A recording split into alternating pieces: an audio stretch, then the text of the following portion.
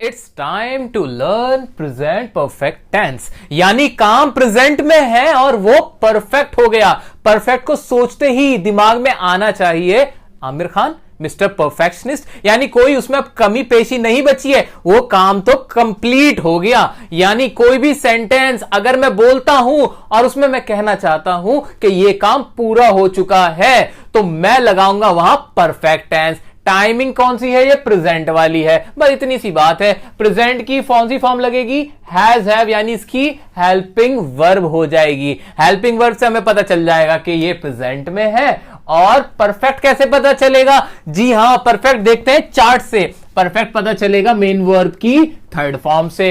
Concept तो यहीं पे ही हो गया खत्म। अब आप तो बहुत समझदार बन गए हो, बहुत इंटेलिजेंट हो गए, मुझे भी सिखा दोगे।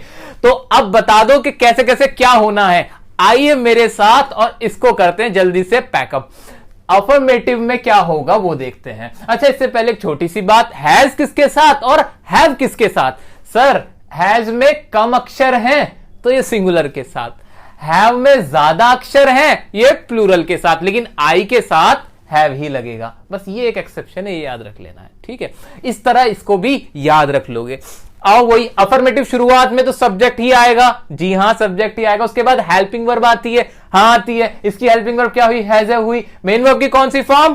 थर्ड फॉर्म यहां से आ गई। और लास्ट में ऑब्जेक्ट आता है। एग्जाम्पल करते हैं जल्दी से। मैं खाना खा चुका हूं। अच्छा, हिंदी में भी तो पहचान बता दो सर। हिंदी में चुका है, चुकी है, चुके हो, लिया है, दिया है, मतलब ऐसा ये जो कुछ फॉर्म्स हैं, ये जो मैंने आपको हिंदी में बताई हैं, असल में तो आपको सर यही देखना पड़ेगा कि काम पूरा हो जाए।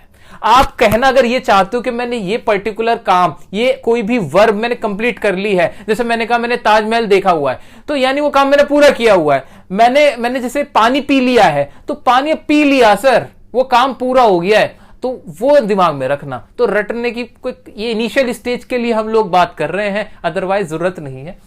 तो मैं खाना खा चुका हूं, यानी खाने खाने का काम कंप्लीट कर लिया है, वो रटने वाली बात आ गई। चुका हूं लास्ट में आ रहा है। बनाते हैं इसको।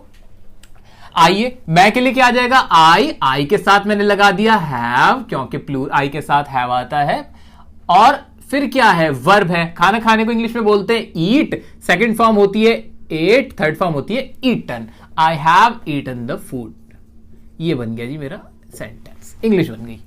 हम उससे मिल चुके हैं। सब्जेक्ट क्या? वी। साथ में क्या आएगा? हैव। सर हैज लगाओ ना। अरे क्यों लगाऊं, प्लूरल के साथ तो हैव आता है। मीट की थर्ड फॉर्म होती है मैट। We have mat. और साथ में क्या लगा दिया मैंने? हिम। हर भी आ सकता है, लड़का लड़की देखना पड़ेगा। वह तुमसे मिल चुका है, वो पहले मिला हुआ है आपसे, तो यानी वो काम हो चुका है पूरा। तो वह तुमसे मिल चुका है, तो इसके लिए क्या आ जाएगा? लड़का है तो क्या आएगा? He has met you.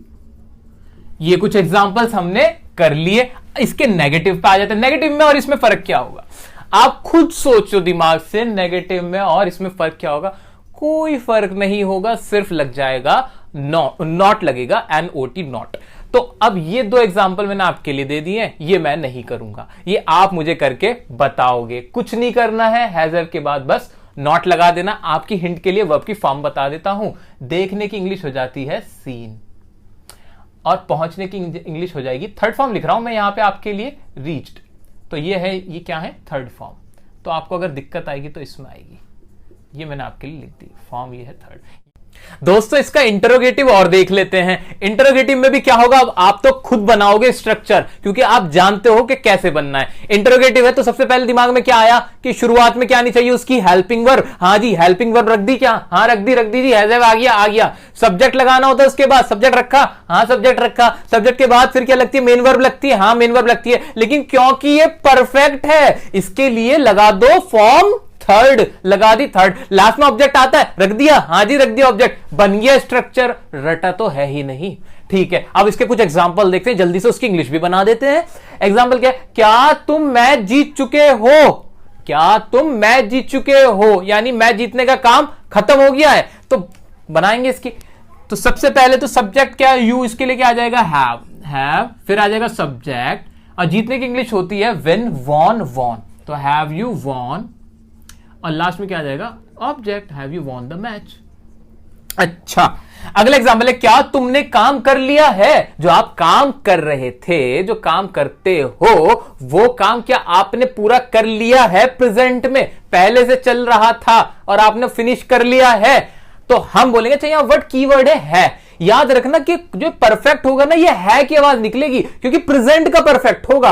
अगर था की आवाज निकली फिर वो प्रेजेंट का नहीं होगा। ये हमें माइंड में रखना है। जितने भी प्रेजेंट टेंस होंगे उनकी आवाज हिंदी की अगर मैं बात करूं तो है में आएगी। है, हूं, हो, ये बहुत जनरल बात है, साधारण। अगर आप इस पर गौर नहीं करोगे तो दिक्कत में आ जाओगे।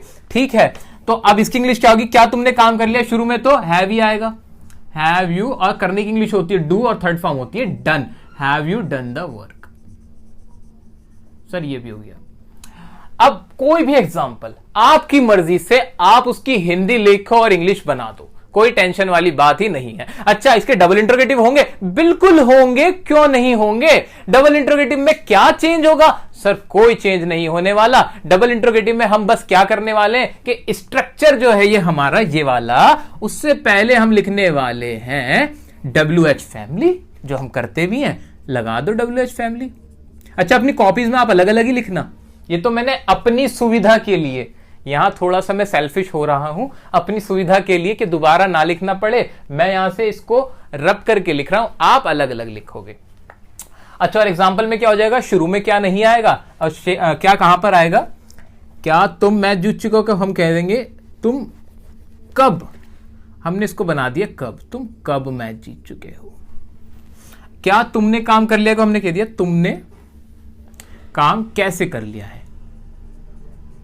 ये तो मैंने अपने अकॉर्डिंग सेंटेंस बनाया, आप भी अपनी मर्जी का कोई भी सेंटेंस, जी हां, रूल लगाओ और बना लो ना। अब तो आप मालिक हो गए, आप राजा बन गए हो, आपको सब पता चल गया है कि कैसे करना है। अब इंग्लिश में डर नहीं लगना चाहिए, बिल्कुल नहीं। अब तो पढ़ा सकते हो। तुमने, अब ये बनाया हमने, तुमने काम कैसे कर लिया। अब इसकी इंग्लिश में क्या फर्क आ जाएगा? कोई फर्क आएगा? देखो, जादू जादू कुछ नहीं करूंगा मैं क्या कर दूंगा? कब की इंग्लिश क्या होती है? वैन। मैंने इसके आगे बस वैन जोड़ दिया। चलो लो, साफ साफ लिख देते हैं, यहां पे लिख देंगे वैन,